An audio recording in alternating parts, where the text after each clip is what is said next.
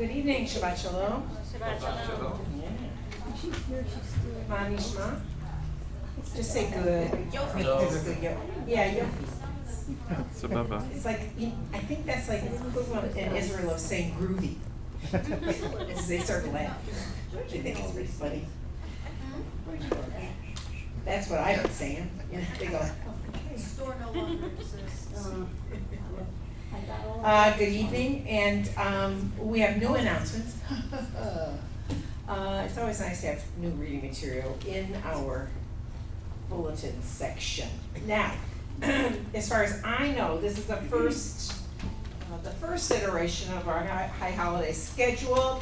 It's designed for you to just get one of those magnets on your refrigerator and just slap this bad boy right up on your refrigerator, right at eye level, so that the next 3 times you ask, when is Yom Kippur again?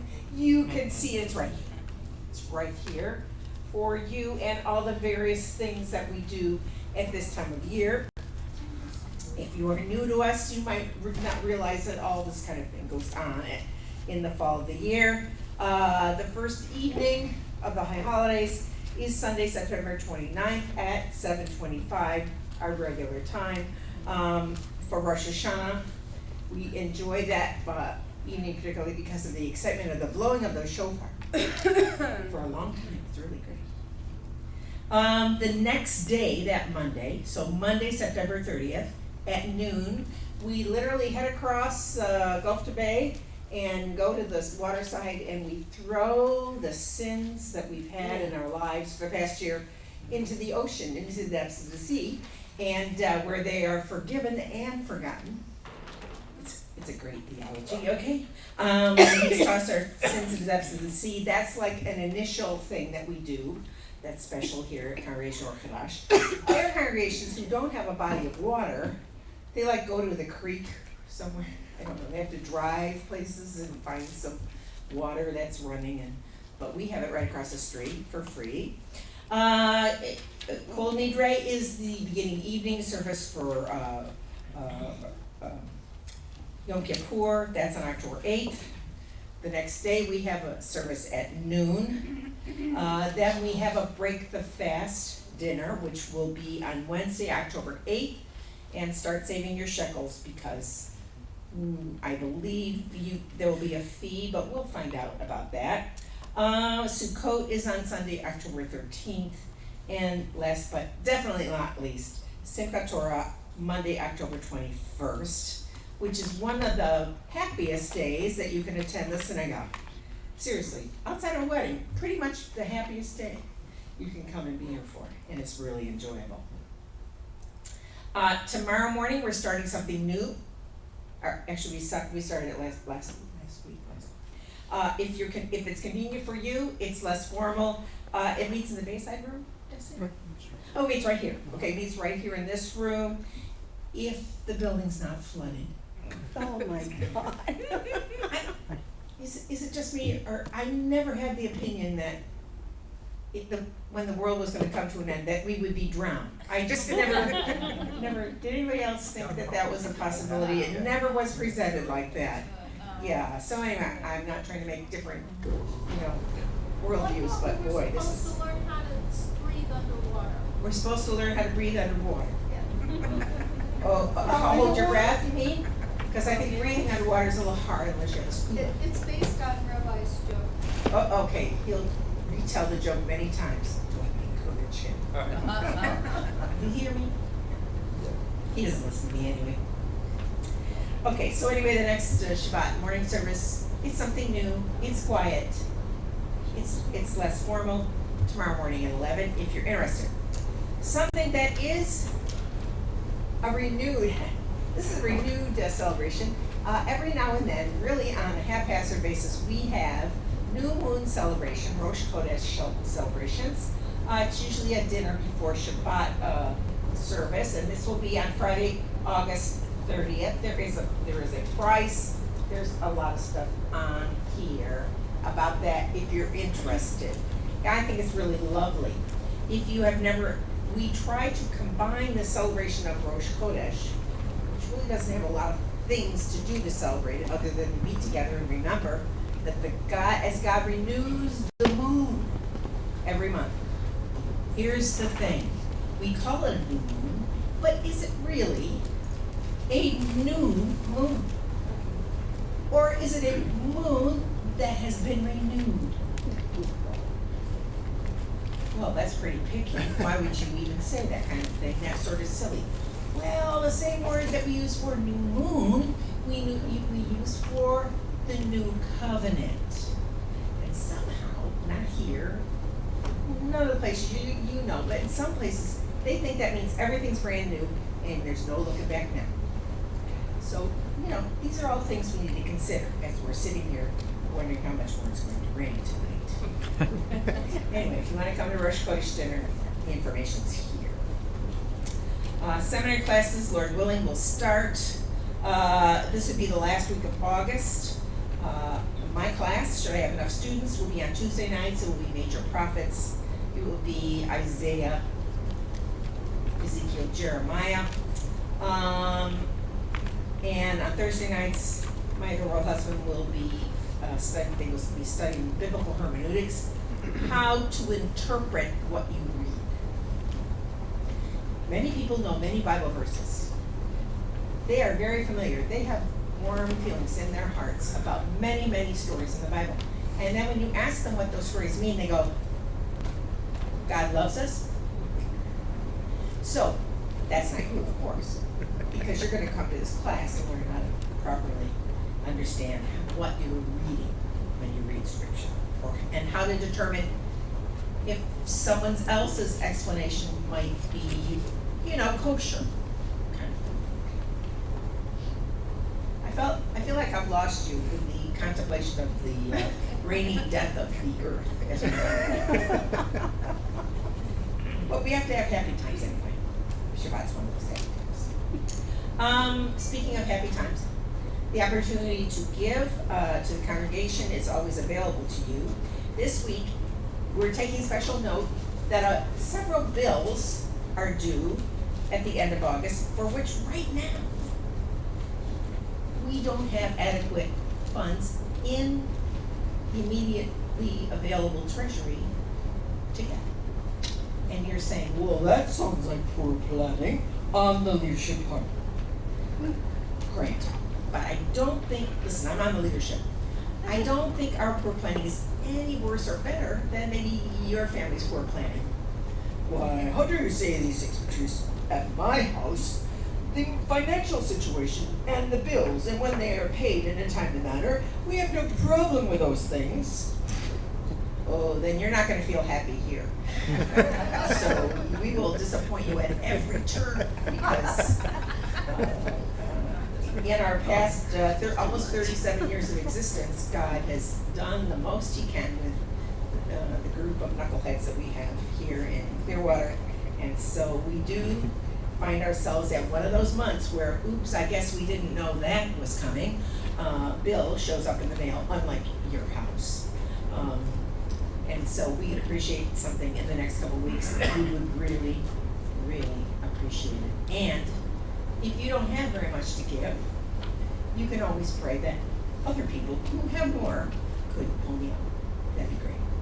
We do appreciate it. We've gotten a lot done at the synagogue in this building, which has always been and always will be a fixer-upper by definition. And so we appreciate everything that our congregation has done down through the years. We just need to keep, the marathon is not yet finished. We need to keep running toward the goal of paying our bills. Thank you. I think I've annoyed you enough for one evening.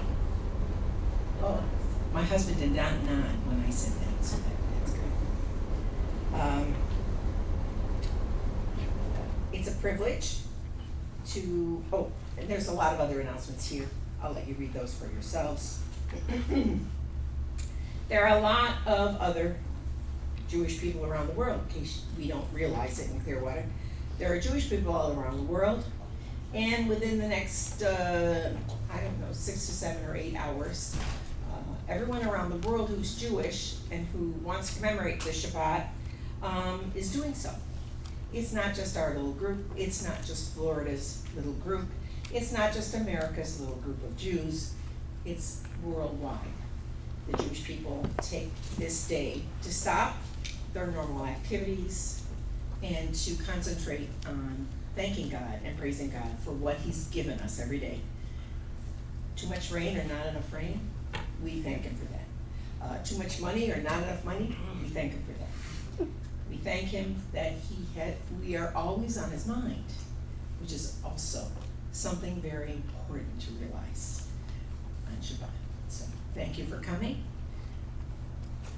and thank you for participating in worshiping the God of Abraham, Isaac, and Jacob. One more Shabbat. Shabbat Shalom. Shabbat Shalom.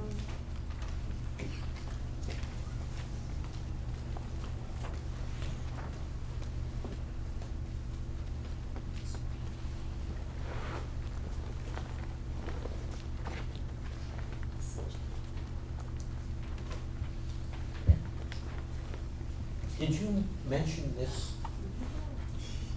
I found this up here. Do you all know what this is? Yeah, I know it's a cardboard box. Yes, you're waving them at me. This is our recycle box. I know it's not fancy, but it does say recycling box on the front, just in case you missed it. It'll be on the back pew, so don't just leave bulletins behind or anything else that is paper or recyclable. Feel free to make a deposit. Matt, would you run this back there? Yes. Thank you.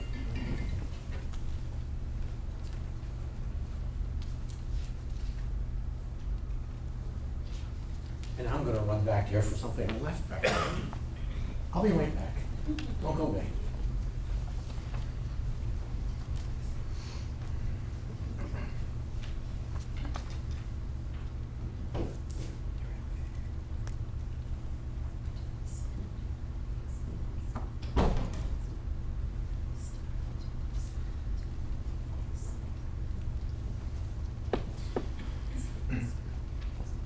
And as promised, here I am again. Lucky you.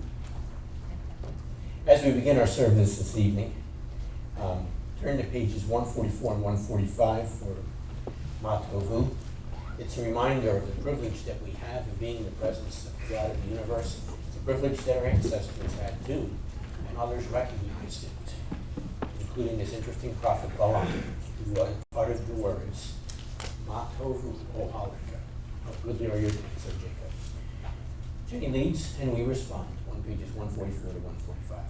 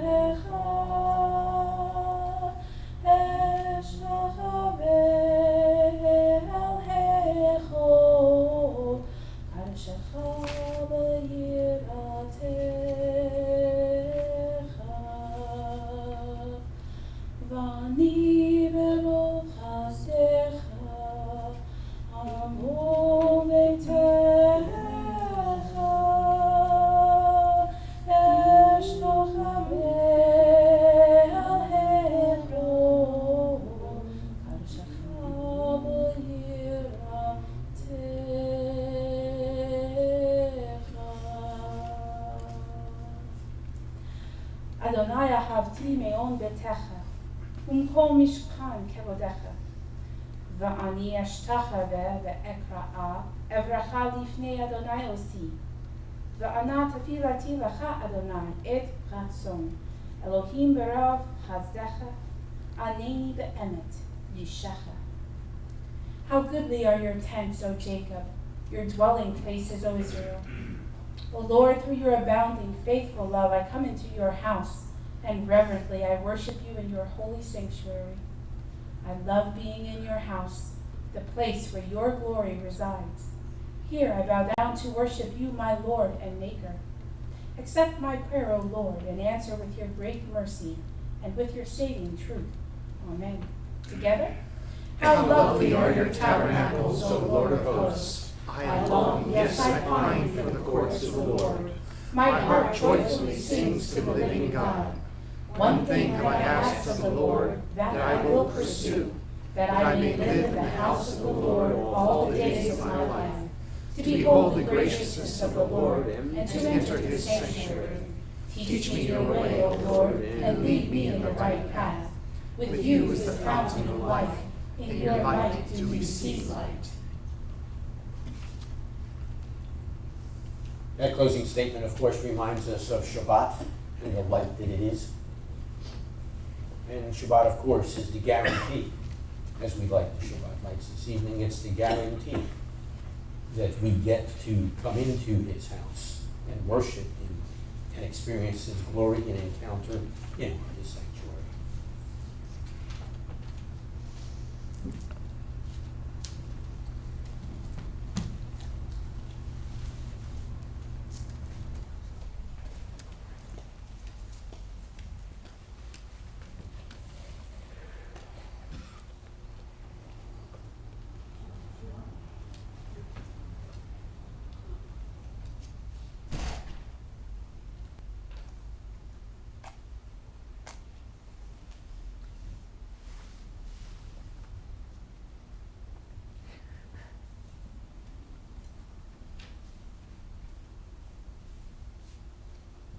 Baruch atah Adonai Eloheinu melech haolam, asher kidshanu b'mitzvotav v'tzivanu le'adlik ner shel Shabbat.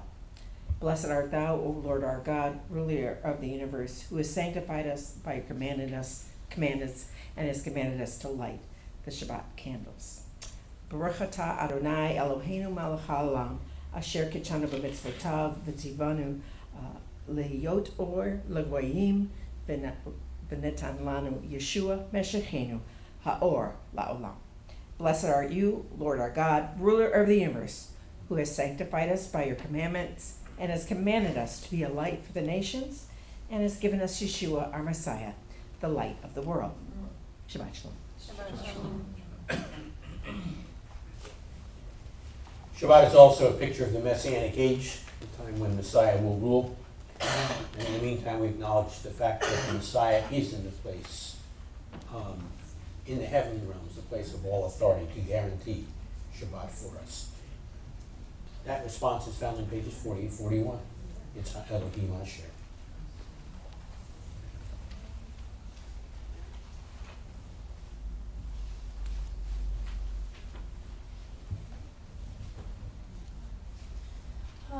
Elohim asher diber mikadem פעמים רבות ובדרכים רבות אל האבות ליד הנביאים דיבר עלינו באחרית הימים האלה ביד הבן אשר שם להוד ריש קול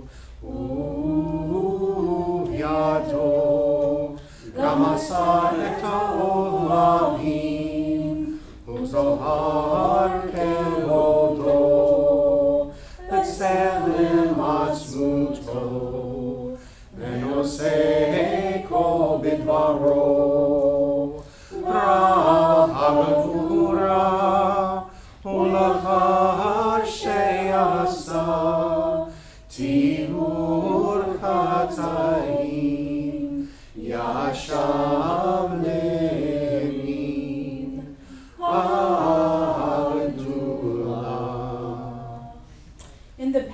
God spoke to our fathers through the prophets at many times in various ways, that now in the end of days he has spoken to us by the Messiah, his Son, whom he appointed the heir of all things, and through whom he made the universe.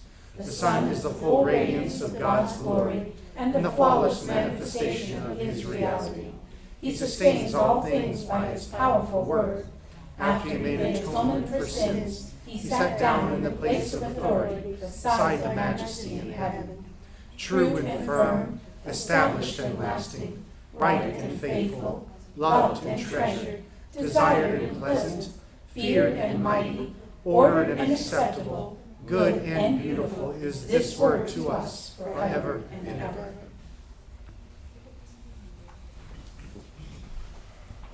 We've started expressing our gratitude, our praise to him for what he has done, and we continue that praise in anticipation of the Messianic age as we turn to pages 156 and 157 of Sephardi Kaddish.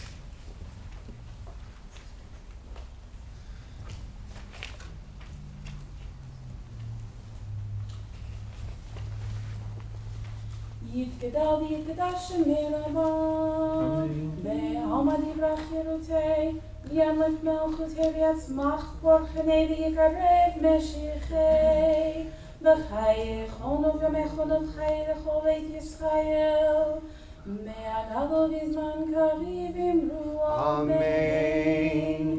יהי שמי רבה במבורך, לעולם עולם ועולמיה יתברך.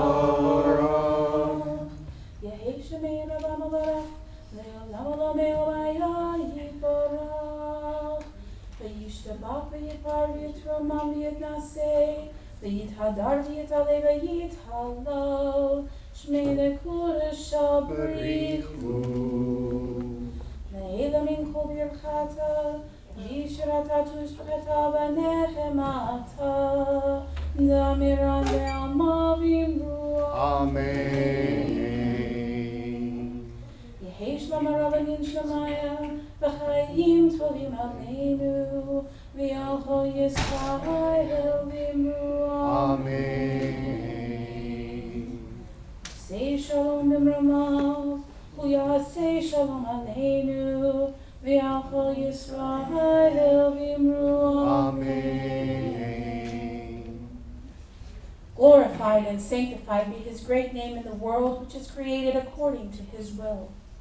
May he bring about the reign of his kingdom and cause his salvation to sprout, and bring near his Messiah in your lifetime and in your days, and in the life of all the house of Israel speedily, yes, soon. And let us say, Amen. may his great name be blessed forever and forever, eternally.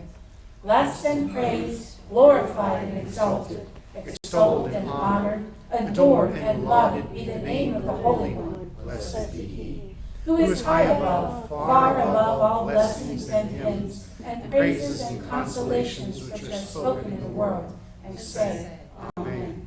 If there be great peace from heaven, and good life for us and for all Israel, and say, Amen. He who makes peace in the heavenly realms, may he make peace for us and for all Israel, and say, Amen.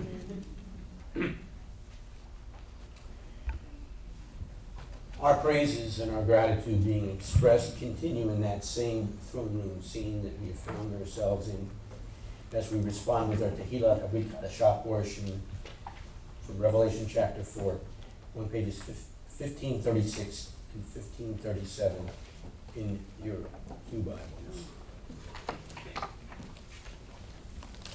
And as we become accustomed to doing this, so we will continue. You get the parts that are indented, I get the parts that are not. So on those pages we read, Rega hayiti v'arua v'hinei kisei nira v'shamayim v'echad yoshev al ha'kisei. I was there in heaven. Before me stood a throne, and on the throne someone was sitting. The one sitting there gleamed like diamonds and rubies. A rainbow, shining like emerald, encircled the throne. Surrounding the throne were 24 other thrones. And on the throne sat 24 elders.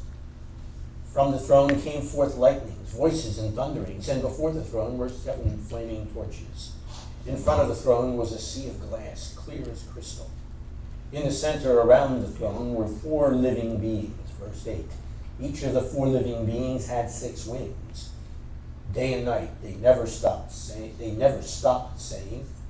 Holy, Holy, holy is Adonai, God of heaven's armies, the one who was, who is, and who is coming. And whenever the living beings give glory, honor, and thanks to the one sitting on the throne, to the one who lives forever and ever, the 24 elders fall down before the throne, fall down before the one sitting on the throne, the one who lives forever and ever. And they worship him. They throw their crowns in front of the throne and they say, You are worthy, Adonai Elohim, to have glory and honor and power, because you created all things. Yes, because of your will they were created and came into being. As those pictured in that scene bow, and in a sense we did too, so however now we stand as we continue the response that is inherent within that response, but is found in our Amida portions for this evening, pages 66 to 71, paragraphs 1 through 3. So we stand facing Jerusalem, the direction of the Lord, and we make this our response to our God.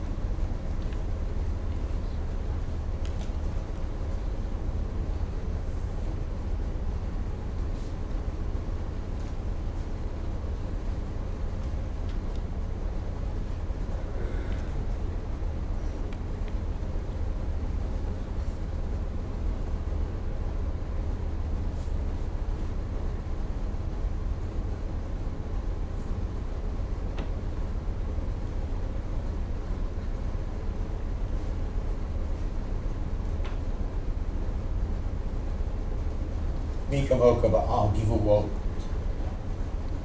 Who is like you, Lord of might, and who can be compared to you, O King? Which is why we sanctify your name in the world, as they sanctify it in the highest heavens. As it is written by your prophet, they call out to each other, and they say, Holy, holy, Holy, holy is Lord of hosts. All the earth is full of his splendor. Kadosh, kadosh, kadosh, Adonai Tzevaot melech haaretz kevodo. Then across from them comes back this resounding response.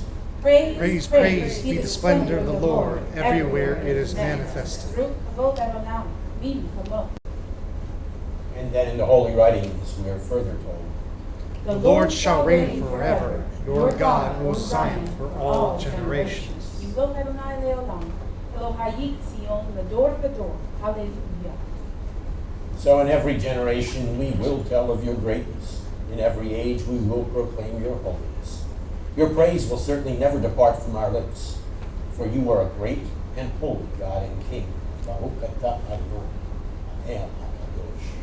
Blessed are you, O Lord, you are the holy God. You may be seated.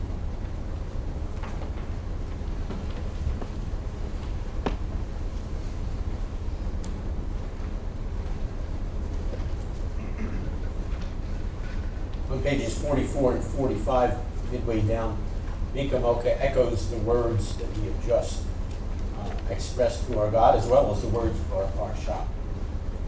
And they reflect the awesomeness of the God who is described in this fashion. And so, we respond in keeping with that. Praise our exalted God. Blessed is he who is to be blessed. Moses and the people of Israel sang a song to you with great joy. And with that same great joy, as they all said, we now all respond. Who is like you, O Lord, among the gods? Who is like you, glorious in holiness, awesome in praises, doing wonders?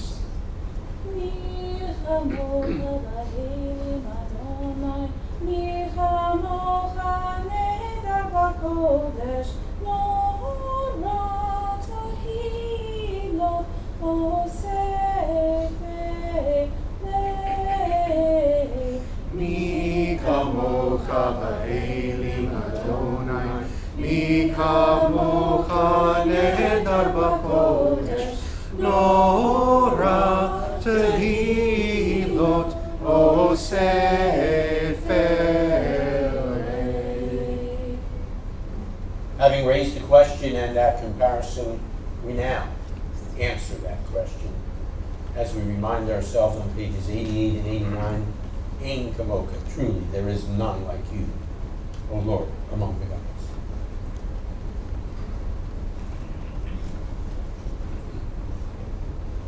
Ein k'mo Elohim Adonai v'ein k'masecha, melchucha melchut kol olamim, u'memshakecha b'kol dor v'dor.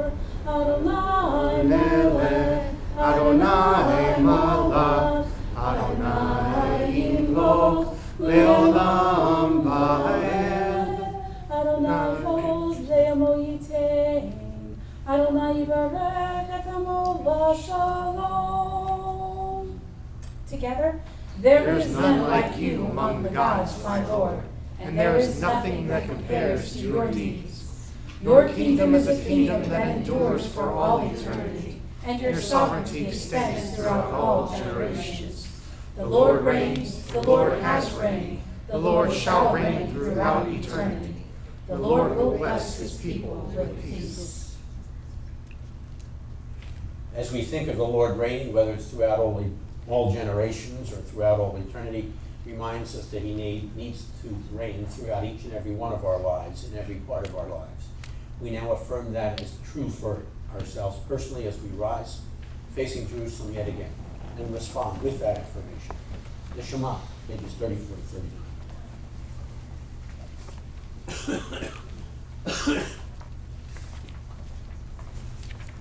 Shema Yisrael, Adonai Eloheinu, Adonai Echad. Baruch Shem Kevod Malchuto Leolam Va'ed.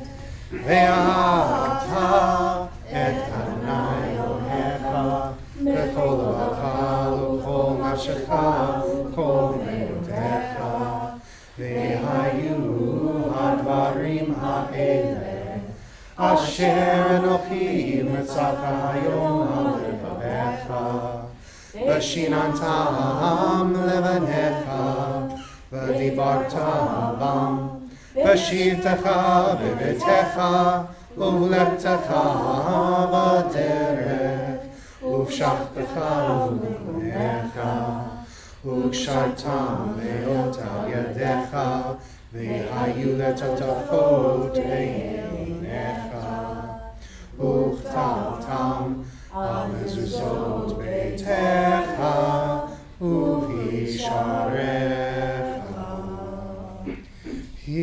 O Israel, the Lord is our God, the Lord alone. Blessed be he whose glorious kingdom is eternal. Love the Lord your God with all your heart, with all your life, and with all your strength. These commandments that I give you today are to be on your hearts. You impress them on your children. Talk about them when you sit at home and when you walk along the road, when you lie down and when you get up. Tie them as reminders on our hands and then bind them on our foreheads. Write them on the doorframes of your houses and on your gates. The reality that we've just expressed, and hopefully it will be each and every one of ours personal reality, is in fact the reality that will take place, as Vaetchanan reminds us on pages 88 and 89. It will take place when the entire world will, as it says, accept that which we are accepting here, namely his instructions, his guidelines. As the text says, "For from Zion shall go forth the Torah, the word of the Lord out of Jerusalem." The context tells us it has to do with not just with us, but with all the nations of the world.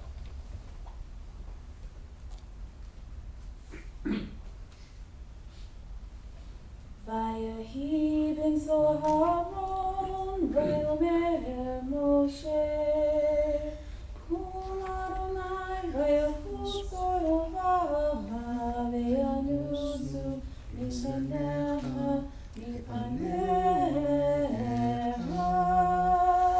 Ki mitzion tetzei Torah, Ki mitzion tetzei Torah, udavar Adonai mirushalayim.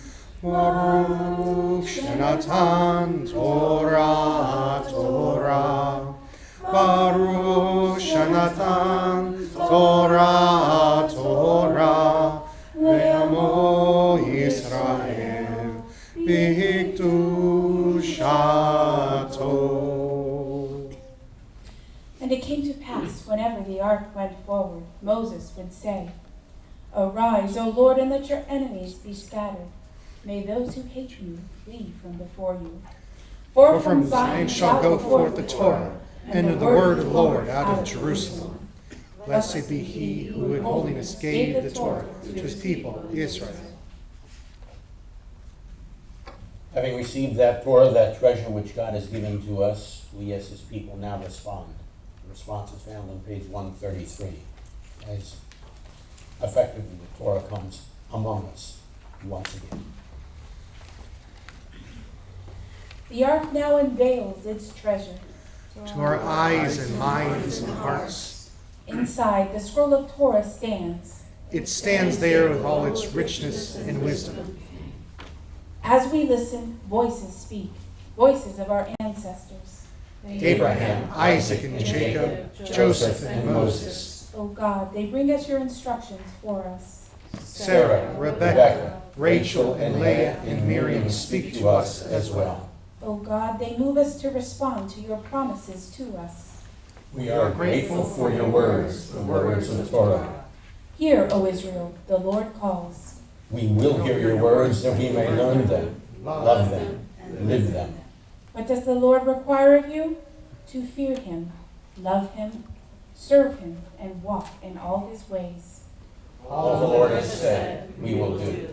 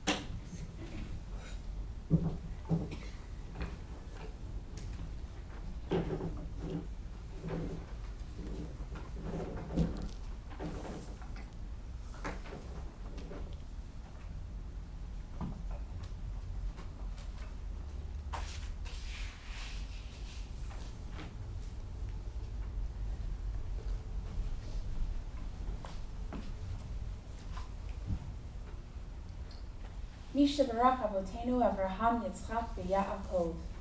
He who blessed our fathers, Abraham, Isaac, and Jacob. May he bless Rabbi John.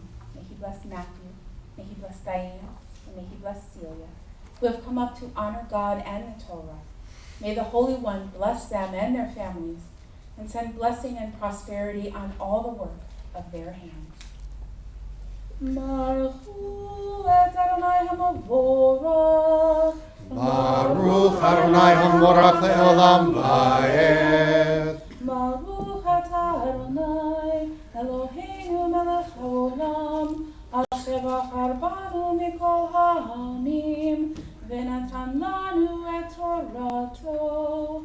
Baruch atah Adonai noten haTorah. Amen. Bless the Lord who is blessed. Bless the Lord who lasts forever and ever. Blessed are you, Lord our God, ruler of the universe, who chose us from all peoples and gave to us the Torah. Blessed are you, Lord, giver of the Torah.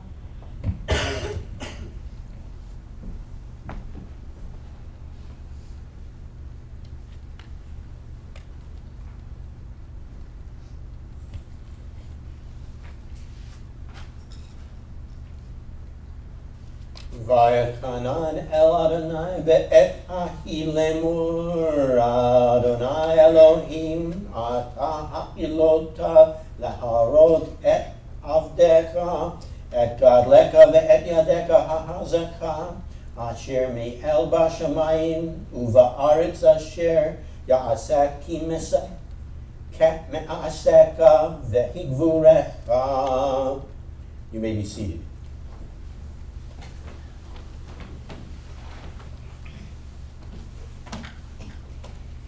And I pleaded with the Lord at that time, saying, that's Moses speaking. Text literally reads, Adonai, and then the word we usually substitute Adonai for.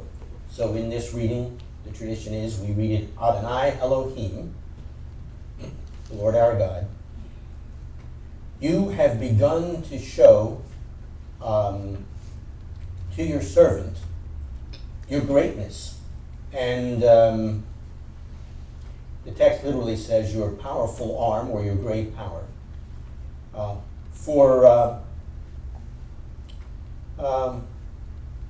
Where is there a God in the heavens and on the earth who performs or does the kind of stuff you do?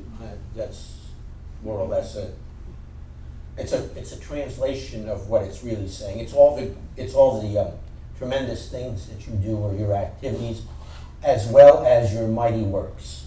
So hence all the amazing stuff that you do.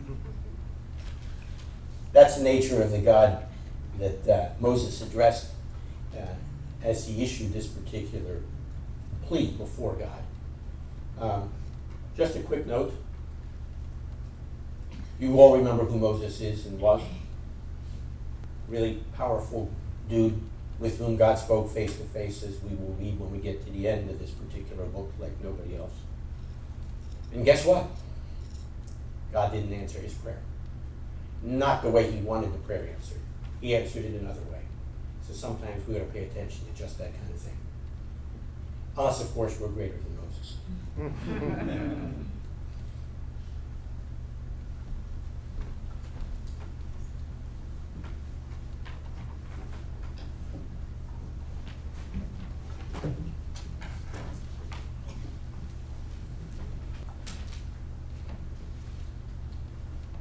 I'll be reading from Deuteronomy chapter 5 verses 29 through chapter 6 verse 3.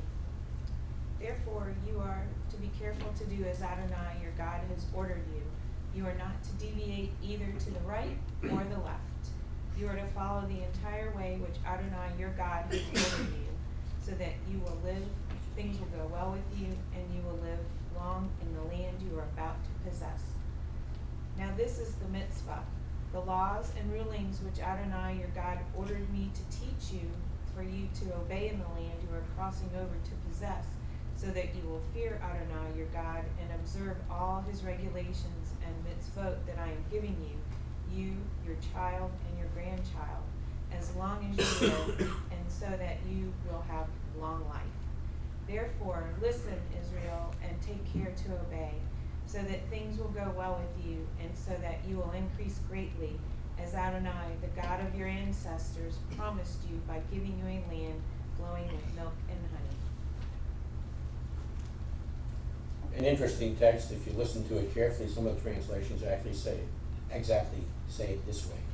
So you will live long and prosper. He was the child of the priest, so he got it from the right source.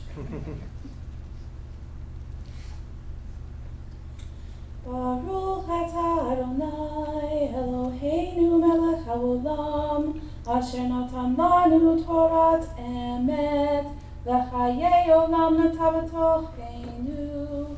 Baruch atah Adonai noten haTorah. Amen. Blessed are you, Lord our God, ruler of the universe, who gave us the Torah of truth and life everlasting, planted in our midst.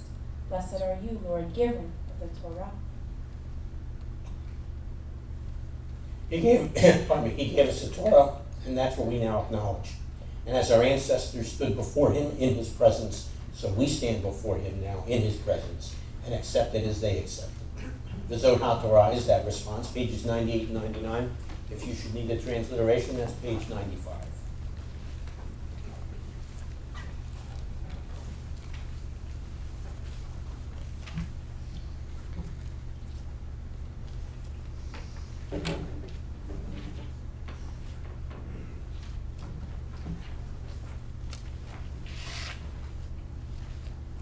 I have rolled the scroll forward to the text that we're all very familiar with and which you will now get to see as well.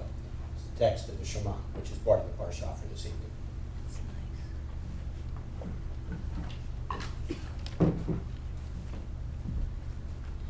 Vezot HaTorah asher sam Moshe lifnei bnei Yisrael al pi Adonai beyad Moshe. This is the Torah which Moses placed before the children of Israel. It is in accord with the Lord's command by the hand of Moses.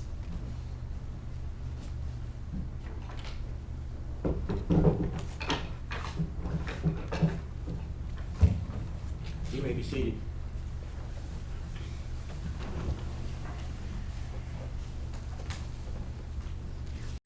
I'll be reading from Numbers 25, 6 through 13. Just then, in the sight of Moshe and the whole community of Israel, as they were weeping at the entrance to the tent of meeting, a man from Israel came by, bringing to his family a woman from Midian. When Pinchas, the son of Eleazar, the son of Aaron, the Kohen, saw it, he got up from the middle of the crowd, took a spear in his hand, and pursued the man from Israel right into the inner part of the tent, where he thrust his spear through both of them, the man from Israel and the woman through her stomach. Thus was the plague among the people of Israel stopped. Nevertheless, 24,000 died in the plague. Adonai said to Moshe, Pinchas the son of Eleazar, the son of Aaron the Kohen, has deflected my anger from the people of Israel by being as zealous as I am, so that I didn't destroy them in my own zeal. Therefore say, I am giving him my covenant of shalom, making a covenant with him and his descendants after him, that the office of Kohen will be theirs forever. This is because he was zealous on behalf of his God and made atonement for the people of Israel.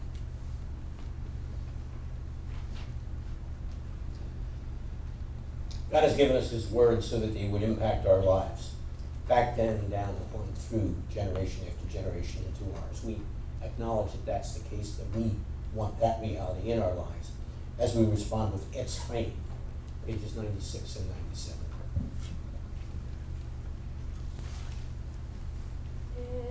Chaim hi lema chazikim la et onkea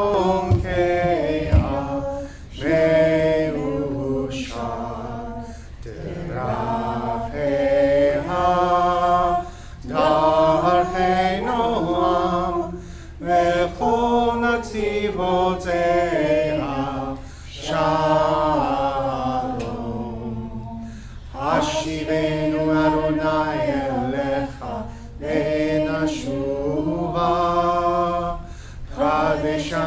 Chadash Yameinu Kekedem. Hashivenu Adonai Elecha V'nashuva. Chadash Yameinu Kekedem. A tree of life it is to those who take hold of it, and happy are those who support it. Its ways are ways of pleasantness, and all its paths are peace. Turn us, Lord, to you, and let us return. Renew our days as of old.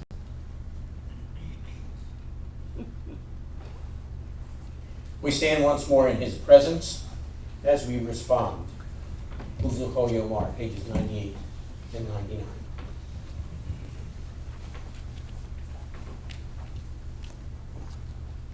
Uvnucho Yomar Shuva Adonai Rivavot Alfei Yisrael. When the ark rested, Moses would say, Return, O Lord, to the myriads of Israel's families. Arise, O Lord, to your resting place, you and your mighty ark. Clothe your priests with righteousness.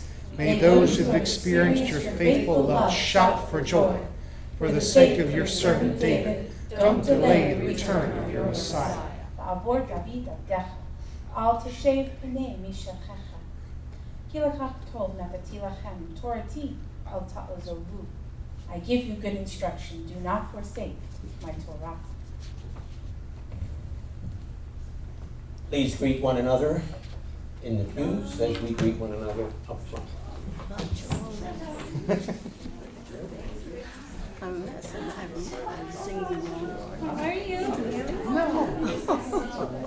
Thank you, but if you're here, I get it all. That's great. That's great. That's what I do. I park myself in the they know what's going on. I know more than it is.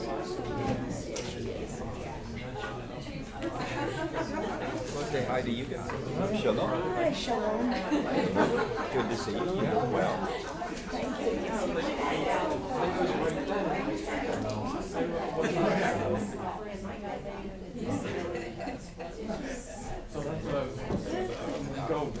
Must look like an idiot.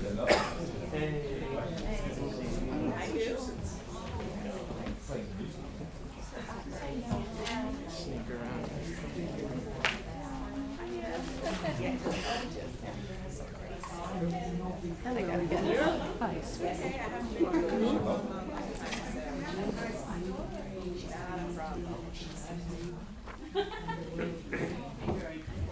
Okay, I think you can sit down now.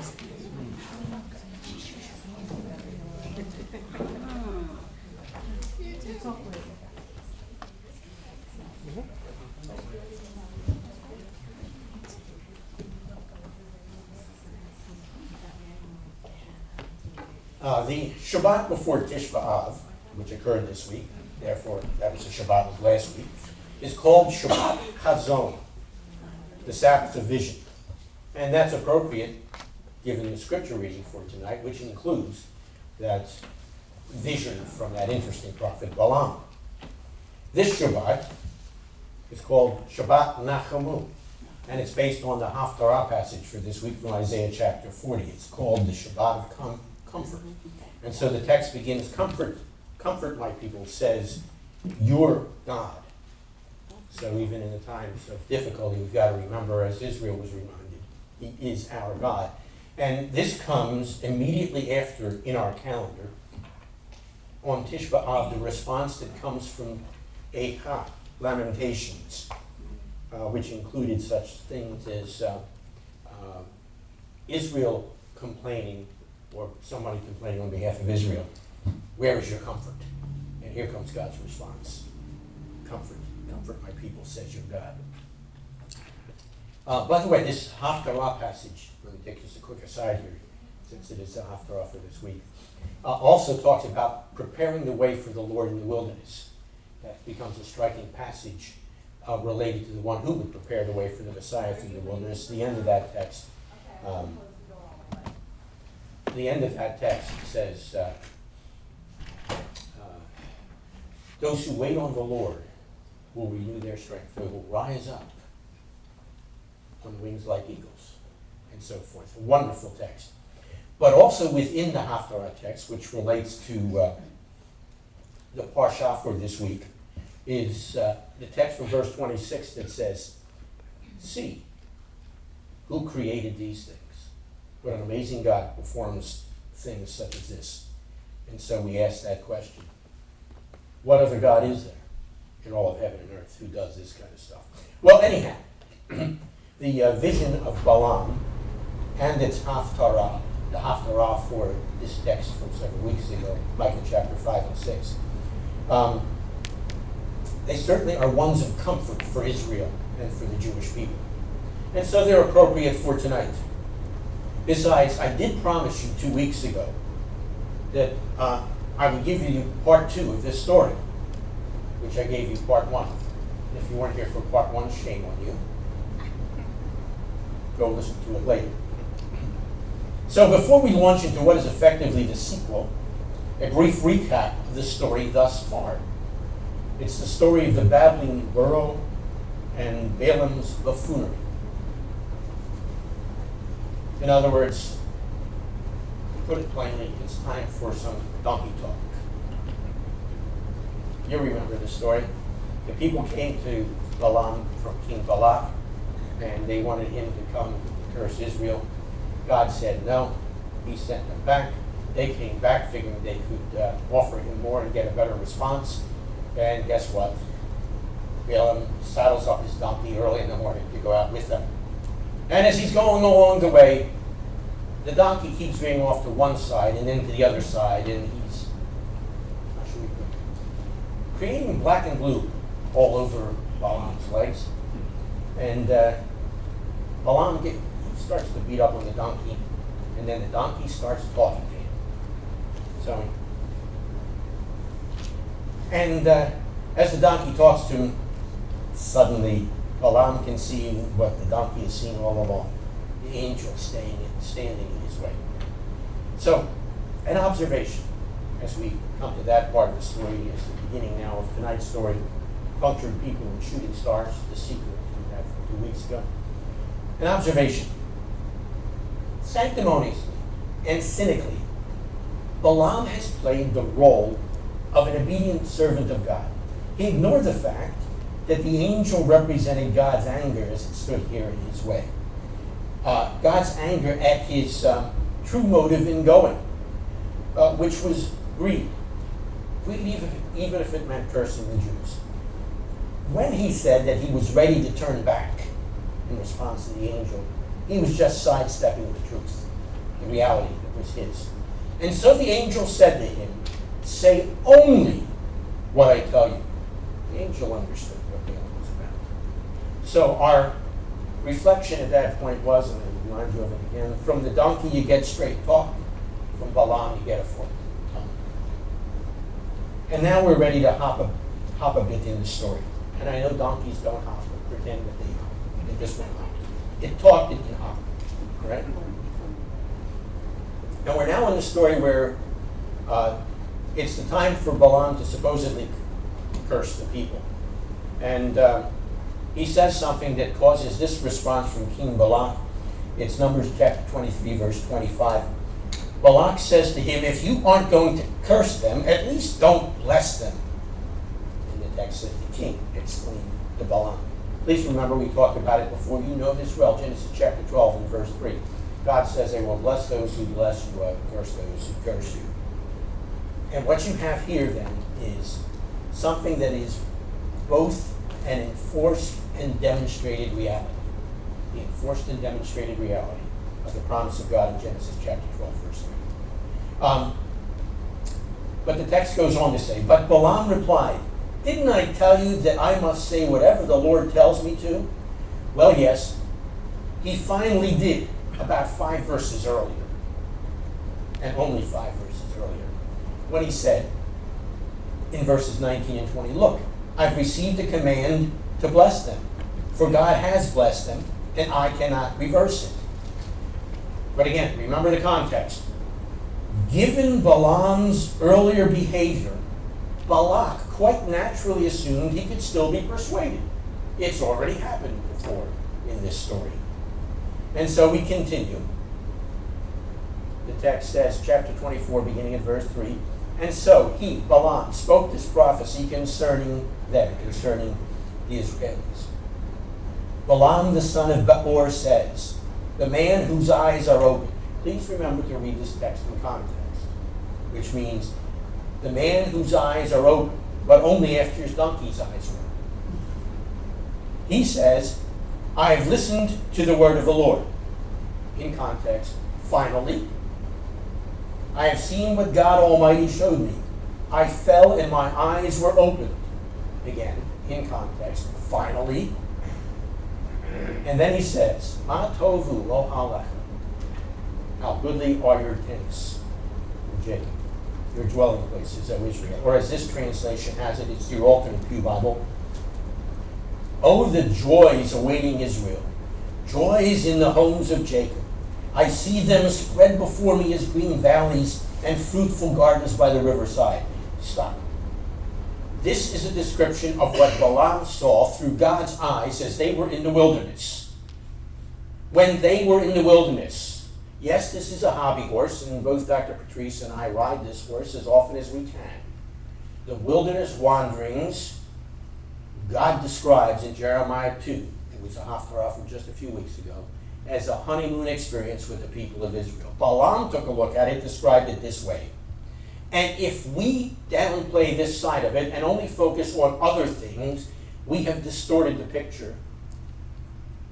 And we lay the groundwork. I'm going to say it straight out because we've had this discussion not in this room but in other rooms, and in conferences that preceded this. We lay down the foundation for anti-Jewish conceptions, understanding, and effectively sentiment. Back into the story. I see them spread before me as green valleys and fruitful gardens by the riverside. They shall be blessed with an abundance of water. Quick pause here again. Just a couple chapters earlier, they were short of water, and so they cried out and in fact complained, and God provided them water from a rock. By the way, the rabbis of old, in describing that rock, and because of what happened in the wilderness experience, said it was a rock that followed them. And they associate that rock with the Messiah. Another aspect of the fact that this wilderness walk with God was a walk with God that God called a honeymoon in Jeremiah chapter 2. It's just another example. By the way, there was another rabbi who reflected on this. He reflected on it on 1 Corinthians chapter 10, in 1 Corinthians chapter 10 and verse 4. They drank from that rock that followed him. That's exactly what the tradition was from the Midrash. And then he says, and that rock was the Messiah. Anyhow, back to the text. Their king will be greater than Agag. Their kingdom is exalted. And so, not surprisingly, the text goes on to say, in chapter 24, verse 10, King Balak was livid with rage now. And he shouted, I called you to curse my enemies, and instead you have blessed them 3 times. Get out of here. Go back home. You were called to curse. You ended up blessing. This doesn't surprise us because we've already read the text. At the end of the book of Genesis, chapter 50, Joseph reminds his brothers, what you intended for a curse, God turned into a blessing. That's the way in which our God works. And he certainly demonstrated it here. Anyhow, Balaam responds, verse 14, yes, I shall return now to my own people. But first, let me tell you what the Israelis are going to do to your people.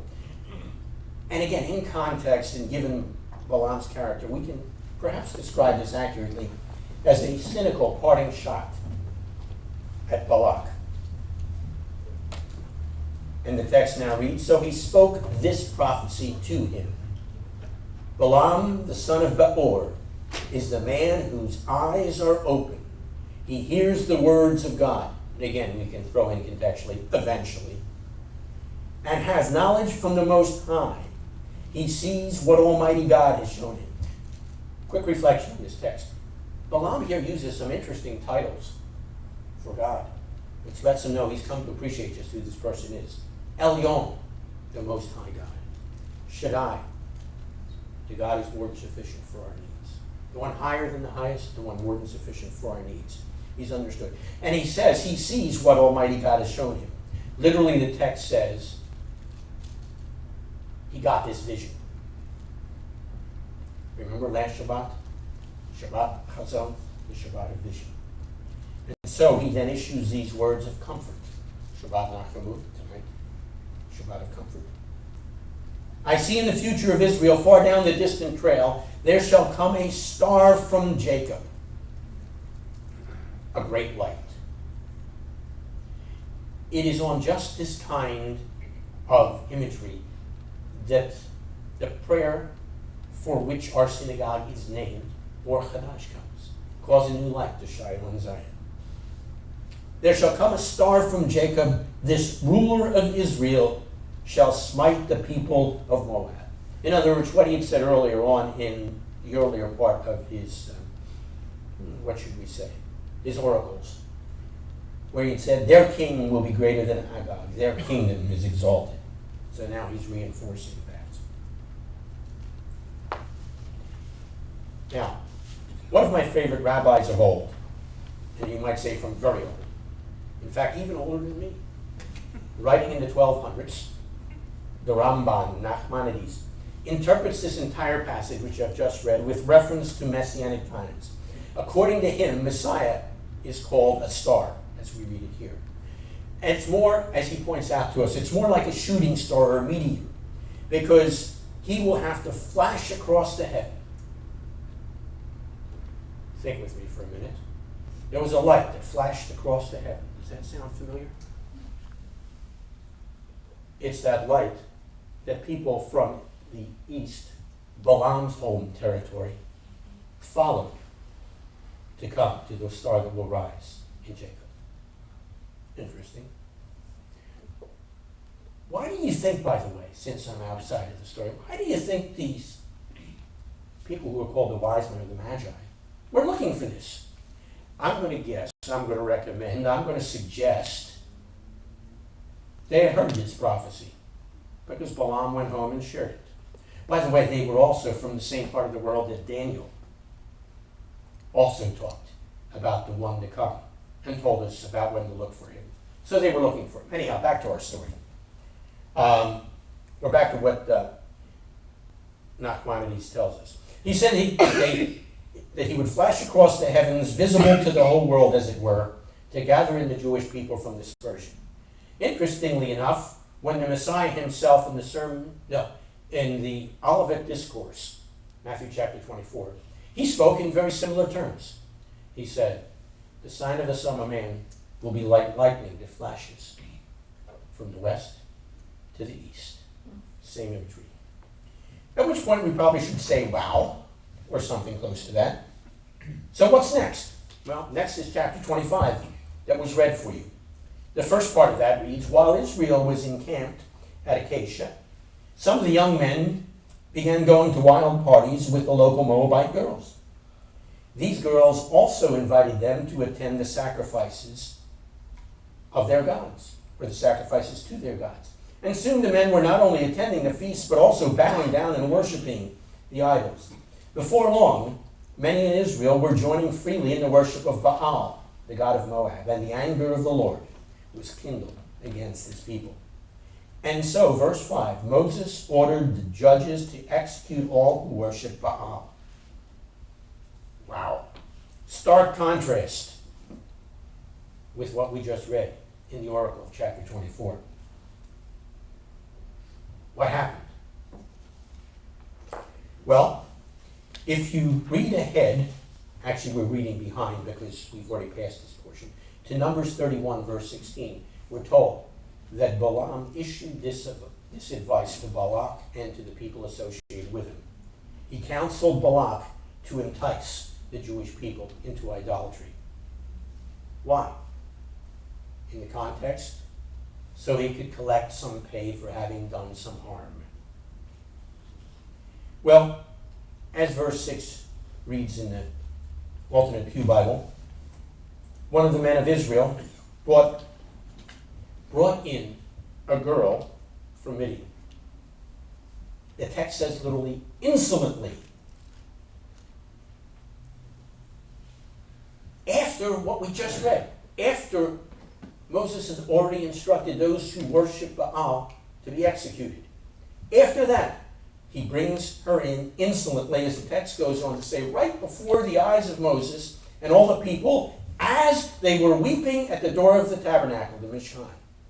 When Pinchas, son of Eleazar and grandson of Aaron, the priest, saw this, he jumped up, grabbed a spear, rushed after the man into his tent, where he had taken the girl. He thrust the spear all the way through the man's body and into her stomach. Wow. PG and beyond. And so the plague was stopped, but only after 24,000 people had already died. Wow. What is going on here? The text goes on to explain, as you heard it read. Then the Lord said to Moses, Pinchas has turned away my anger, for he was angry with my anger and would not tolerate the worship of any god but me. He understood the holiness of God. And so this was Pinchas's response to the desecration of God's name, his character, his reputation that was involved in this kind of action. In contrast to Balaam and Balaam's response and advice. Anyhow, where did I sidetrack that? Oh, so I have stopped destroying Israel as I had intended. Now, because of what he has done, because of his zeal for his God, and because, listen to this, he has made atonement for the people of Israel by what he did, I then promise that he and his descendants will be priests forever. Two quick reflections here. Literally, the promise, the phrase translated promise here, and it is a promise, by the way. God says, I will establish a covenant of peace with him and his descendants. Why is that striking? Because covenant of peace is also mentioned in a book you will study in the Major Prophets course. Yes, that was a blatant commercial. Ezekiel chapter 37, beginning at verse 24 says, at that time, David, my prince, will be their shepherd and will rule over them. And he says, I will establish with them a covenant of peace. Brit Shalom.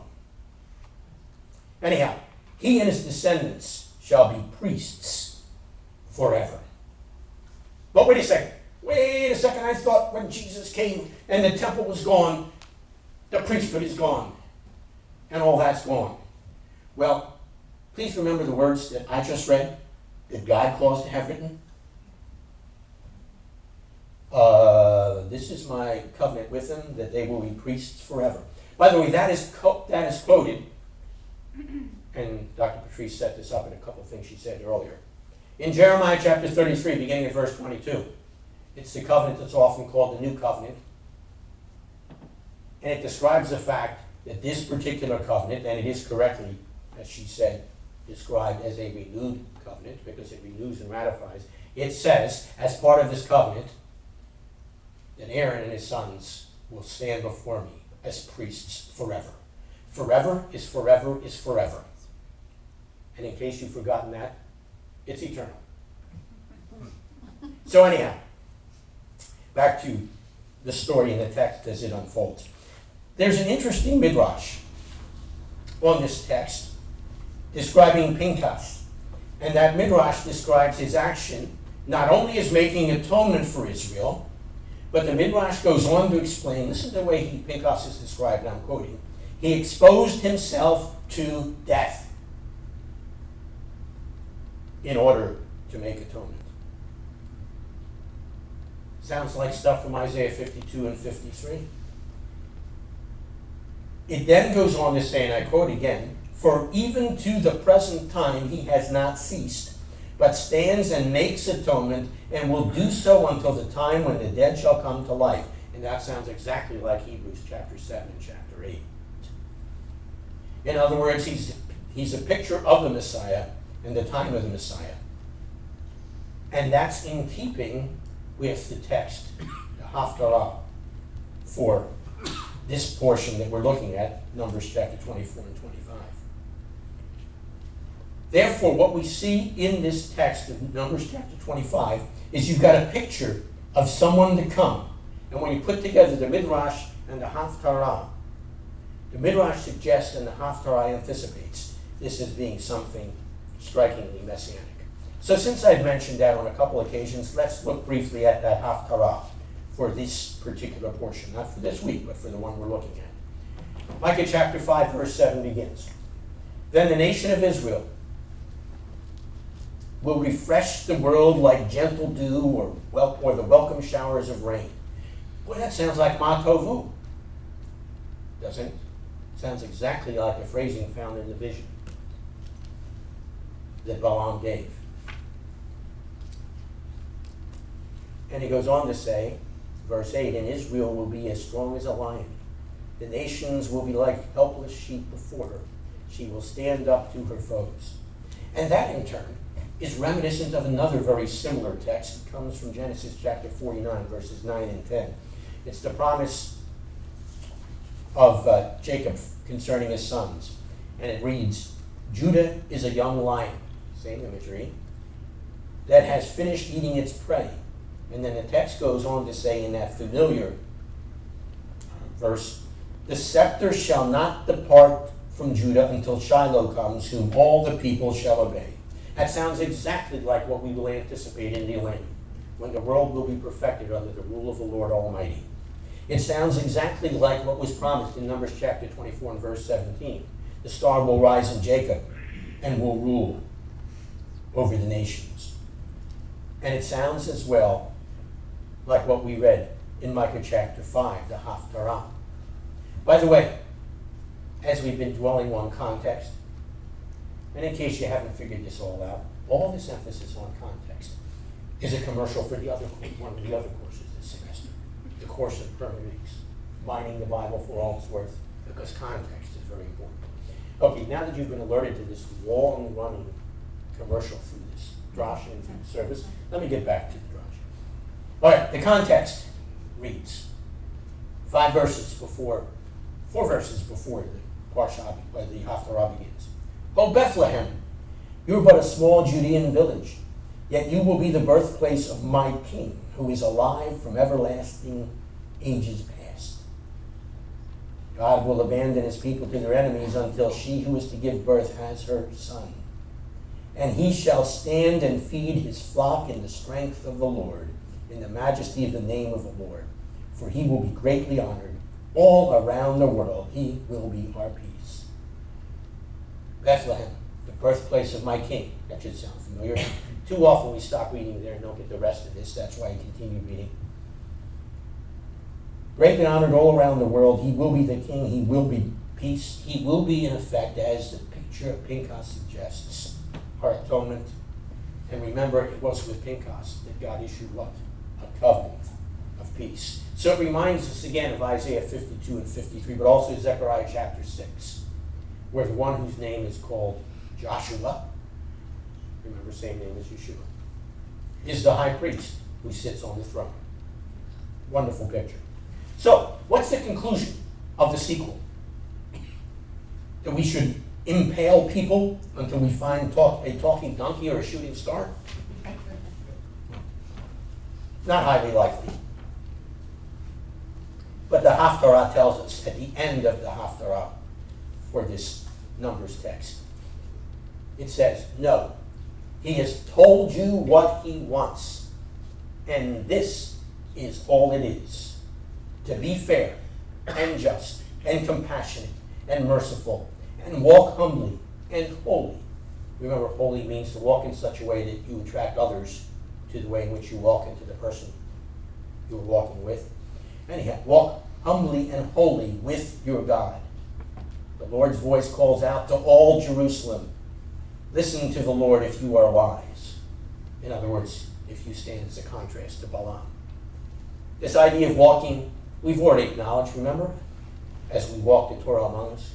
What is it that the Lord your God wants from you? To fear him, serve him, love him, walk in all his ways. And how are we able to do that? The Haftarah for tonight's Parsha. Those who trust or rely on the Lord will renew their strength. They will rise up on wings like eagles. They'll run and not be weary. They will walk and will not be faint. So it leaves us with a very simple question as we've looked at the sequel for this evening. Are you Balaam or Pinchas? It is. Your choice. Take the next minute or so for a time of quiet reflection to begin to make that choice, because it is, after all, an ongoing choice, and we do so in quiet.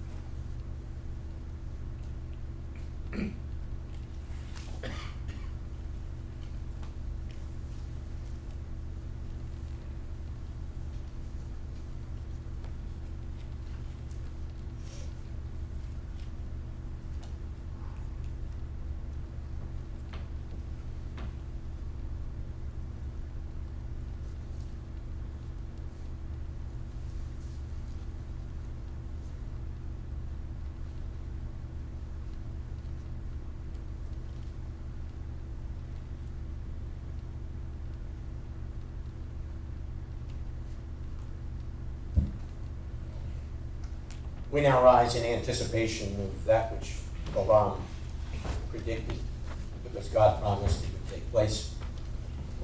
That which we've anticipated through the greater part of the service. It's the time when the world will be perfected under the rule of the Lord Almighty. It's the time of the kingdom of David's greater son. And so we rise, we face the direction from which he will rule, facing Jerusalem, and we respond on pages 102 to 107.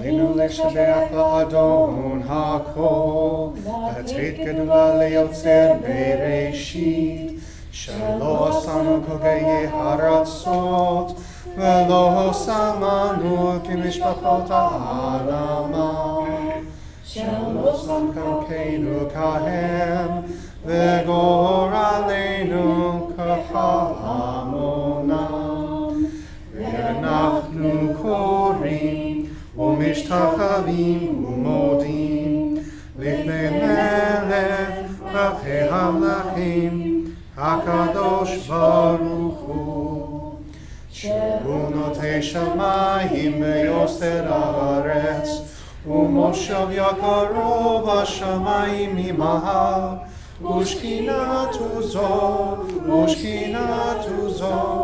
בגבי מרומים. הוא אלוהינו אין עוד, אין מלכנו אפס זולתו, ככתוב בתורתו, וידעת היום להשווה אותה, אל לבבך כי אדוני הוא האלוהים בשמיים ממעל, ועל הארץ מתחת אין עוד. It is incumbent upon us to praise the Master of all, to exalt the Creator of the world, for He has made us distinct from the nations and unique among the families of the earth. Our destiny is not like theirs, our calling is our task. We bow down and acknowledge before the King of Kings that there is none like Him. For He stretched forth the heavens like a tent and established the earth. Truly there is none like our Lord and King. As the Torah says, you shall know this day and reflect in your heart that it is the Lord who is God in the heavens above, and on the earth beneath there is none else. We hope, O Lord our God, to soon behold your majestic glory, when all abominations shall be removed, and all false gods shall be at an end. Then shall the world be perfected under the rule of the Lord Almighty, and all mankind shall call upon your name. For to you every knee must bow, and every tongue declare that you are God. Reign over us soon and forever. May the kingdom of David's greater Son be established forever. For then shall the words be fulfilled, the Lord shall be king forever, and the Lord shall be king over all the earth. On that day the Lord shall be one, and his name one. ככתוב בתורתך, אדוני ימלוך לעולם ועד. ונאמר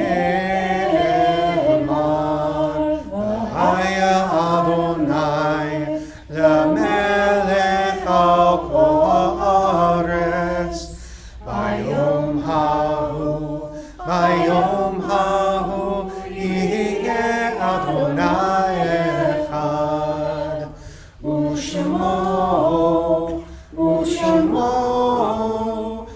ושמו